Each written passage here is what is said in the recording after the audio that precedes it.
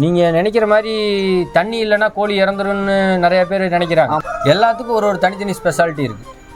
ஒரு கோழி தண்ணியே இல்லாத 8 நாள் உயிரோட நல்ல ஆரோக்கியமாக இருக்கும். 8 நாள் வரைக்கும் இருக்கும். ஒரு கோழி 8 நாள் வரைக்கும் ஆரோக்கியமாக உயிரோட ஆக்டிவாக சூப்பராக இருக்கும். தண்ணி தேவையில்லை. நான் எதுக்கு அவ்வளோ தூரம் டெஸ்ட் பண்ணி இறங்கினேன்னா, அந்த சளி பிரச்சனையை ஃபுல்லாமே தண்ணி கண்ட்ரோல் பண்ணும். தண்ணி, சின்ன வெங்காயம் இதை ரெண்டை தவிர வேற எதுவும் கண்ட்ரோலிங் மெஷரே கிடையாதுங்க. மிஞ்சி போனால் தண்ணியில் கடைசியாக மறுபடியும் தண்ணி ரீஸ்டார்ட் பண்ணுறோம் பார்த்தீங்களா? ஆமாங்க.